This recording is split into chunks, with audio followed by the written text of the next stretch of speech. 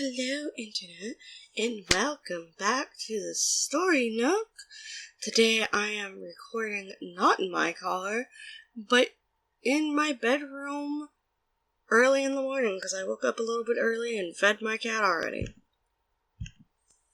And today we're going to be reading some wholesome stories from r/wholesome stories. I have a whole bunch queued up because they're all really short, but given with what happened the previous day that I discussed in the previous episode of Story Nook, I just needed something cute, sweet, and wholesome. So if you guys want to send me anything cute, sweet, and wholesome to read, feel free to send that my way. I've got Discord, Twitter, Instagram, TikTok. I've got YouTube here if you want to leave it just in the comment section. So, yeah, thank you all very much. And let's go forward. Our first story is from user FullHalf1273. My Grandpa and Swallow. So in summer of 2018, Swallow came in my grandpa's house and landed on his head. He took it and freed it next year. It came back and sat on his head again. And it's ongoing. Every summer it comes back, sits on my grandpa's head, and then goes. We know its the same by the white line on its back. And that's cute. And let me go ahead and pull up what a swallow looks like.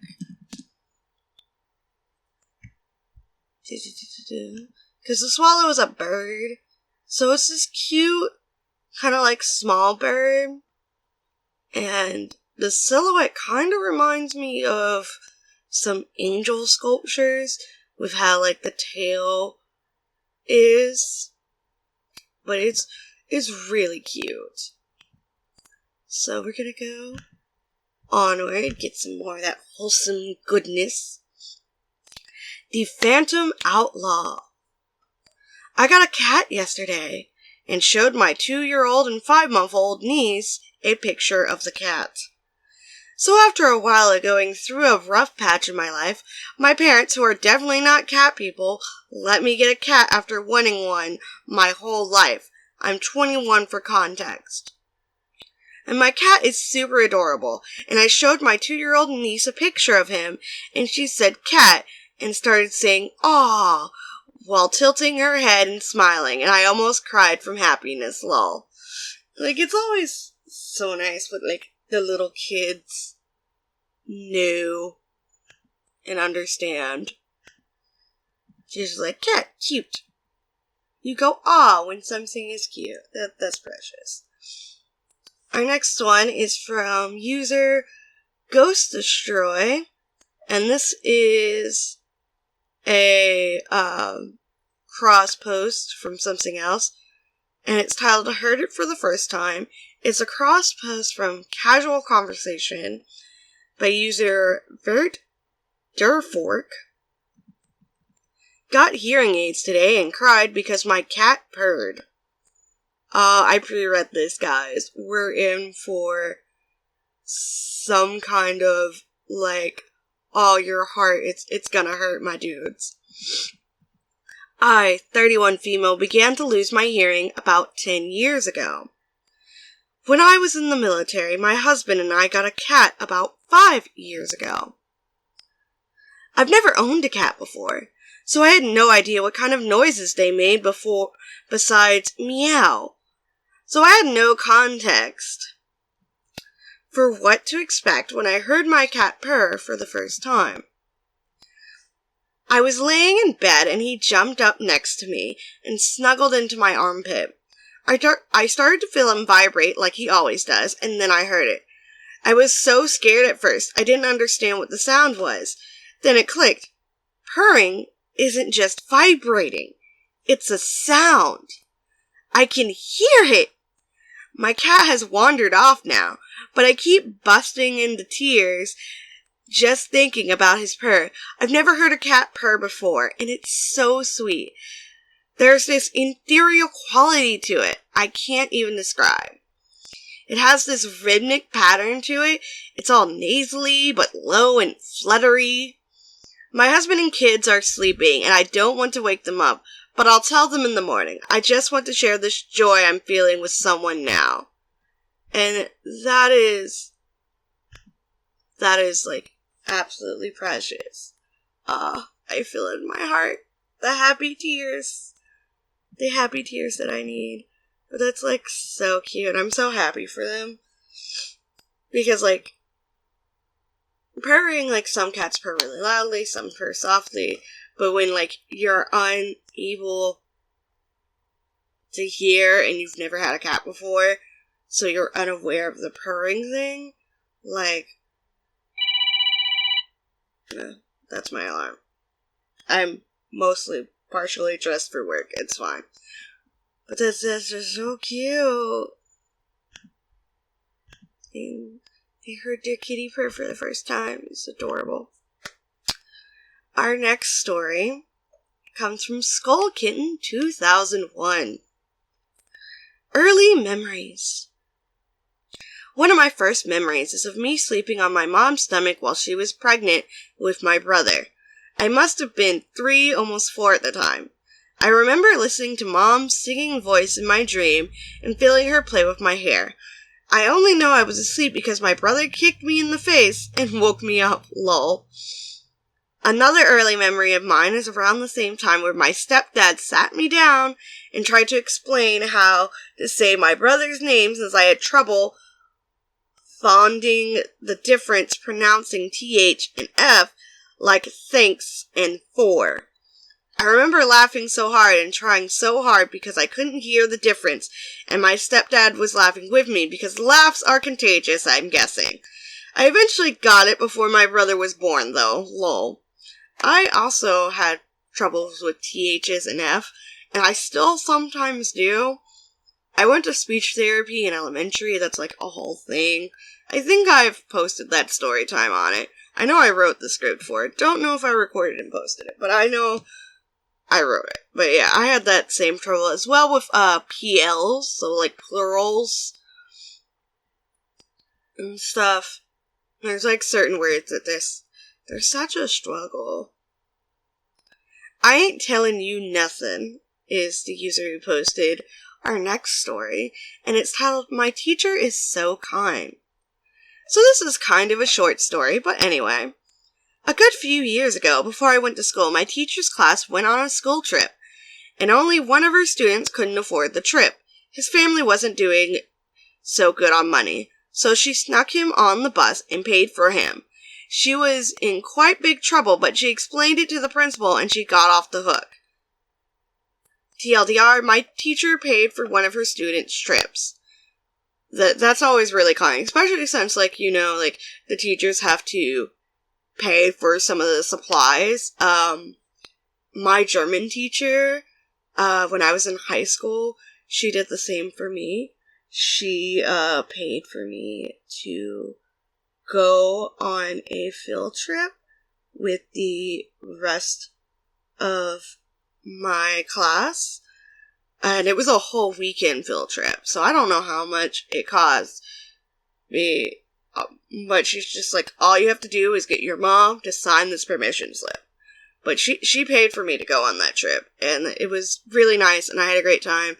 And I also had, like, my first hot shower in a while, which was also nice, because it was like a whole can of worms. Like, I was living in a car at the time this trip happened. And I remember it being around Easter, because one of the activities involved Easter eggs. Our next story comes from user Ordinary Musician 532. I graduate tomorrow after 9 years, and so does my sister. I have never posted on Reddit before, but it's 3 a.m. and I can't sleep. I just want to share this to hopefully inspire someone. I don't have many friends, so I came here. 9 years ago, I graduated high school and started working on my degree, but I wasn't 100% sure what I wanted to go for. I later decided to drop out due to several issues, personal, financial, etc. In fall of 2020, I decided to apply to a college in a new state I moved to and was accepted.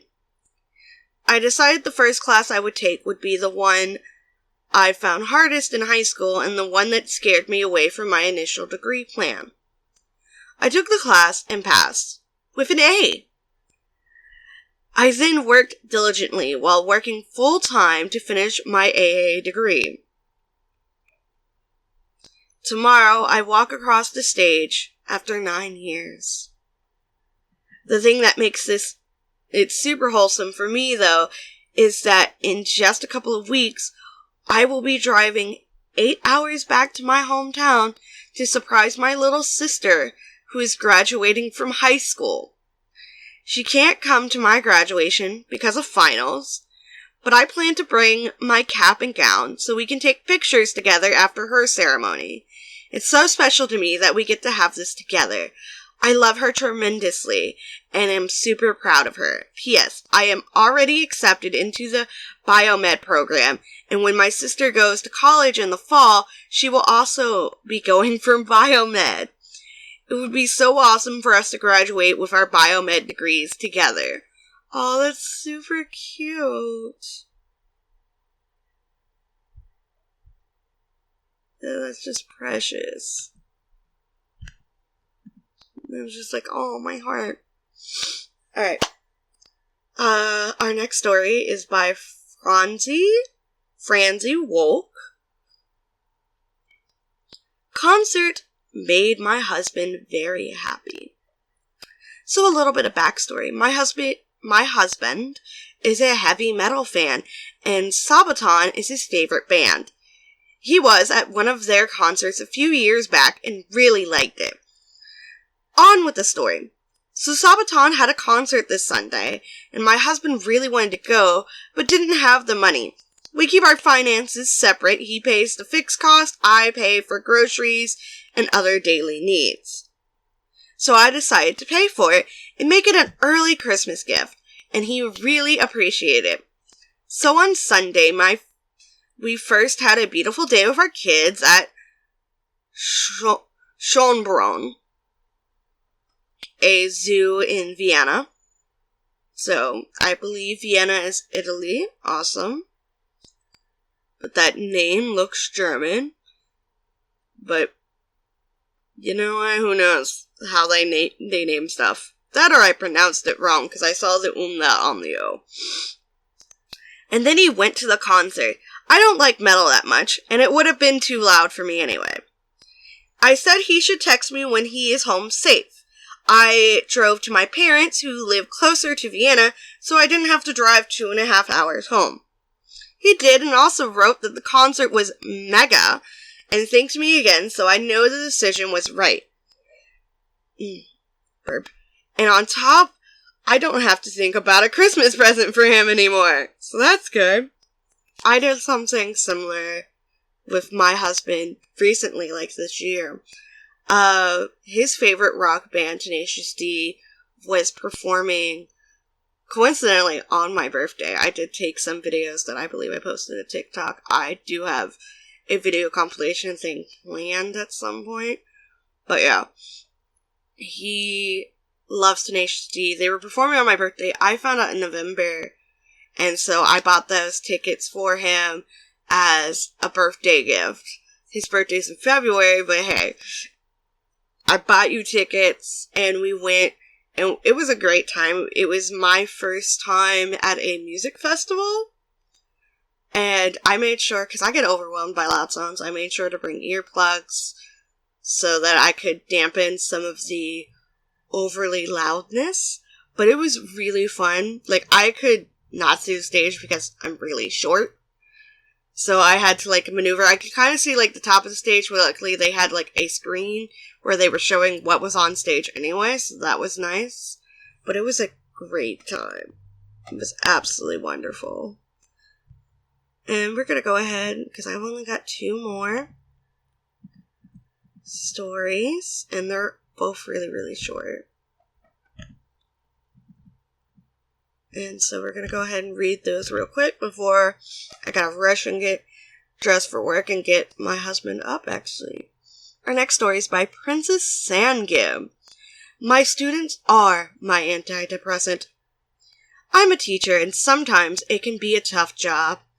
But there are certain days when my students do something that just make my day and reminds me why I love teaching. Today was one of those days. I came to class feeling a little tired and stressed. I didn't sleep well and spilled my coffee.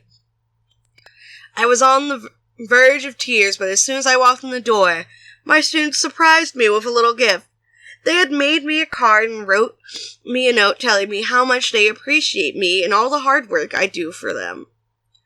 They even got me an iced coffee. It was such a sweet gesture, and it really made my day.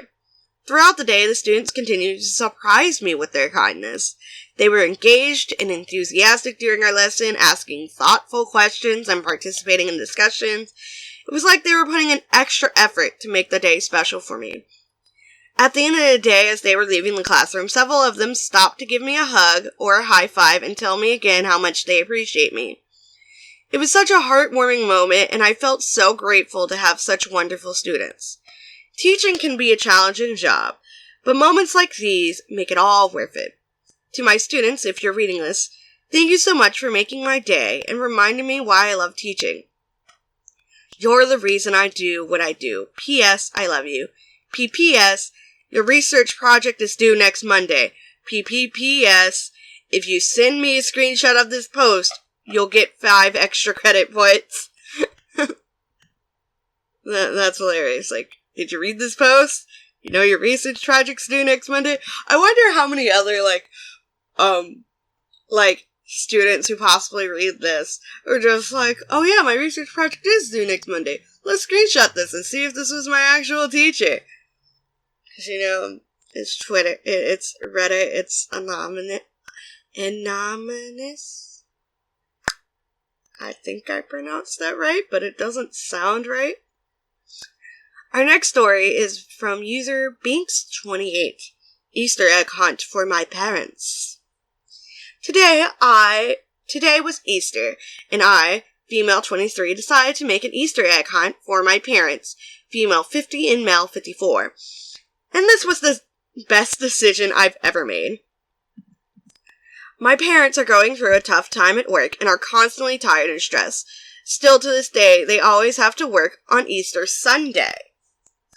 Even though they had to work, they always made sure to give me an Easter egg hunt. This resulted in some hilarious photos of little me, extremely exhausted, searching for eggs at 6 in the morning. Today I decided to give them the same joy they always gave me, and I did everything they did, but with some added fun. I hid the chocolate eggs with some milkshakes and beer around the house with clues to find the next spot. I covered the couches in bunny footprints using baby powder and left a note the Easter Bunny wrote to them. Once everything was set up, I ran to the kitchen where they were making food and made a massive scene, just like they did with me when I was a child, and screamed at them to come look before it's too late. Shocked, they asked what was going on. Their faces were so sweet when I mentioned they were going to miss the Easter Bunny, as I just saw them jump out of our house. They found the notes, and when they realized it was a competition, their inner child came out. My parents pushed each other out of the way and charged each other when one would find a clue. I haven't seen my parents this happy in a while, and it made my heart so happy. I encouraged everyone to try to do this for their parents/older family members. They always made sure we had a magical Easter. Why not remind them what it's like to be a child again? And that's, adorable. This is, adorable and precious. Just, my sweet little heart. And so that's just where we're gonna end today's episode. Everything's, super cute and sweet and wholesome. And I just really needed that today. So thank you all for being here. I've got more Reddit stories I've read, so I'll leave a playlist up. If you want to help support me, just, turn on the videos, watch them in the background, mute them if you want. Just let them play so that YouTube will give me like a couple of more pennies. If you want some cute, cool art, I have Redbubble where I've been posting more stickers and stuff. So yeah. Thank you very much to my YouTube channel supporters, my Patreon supporters, Ko-fi supporters, Dymond and Micah. You guys are awesome. Thank you for supporting me so that I can make more stuff. I do have commissions open via Ko-fi. I'm going to open Fiverr at some point soon again. And any donation, no matter the amount, I will do a sketch for you on live stream. So, yeah. So just, when you donate, just leave like a random prompt and I'll draw a sketch for you, or I'll do like some weird creepy stalker thing and maybe I'll just draw a picture of you if you don't leave a prompt. So yeah, thank you very much and have a lovely day. Bye-bye!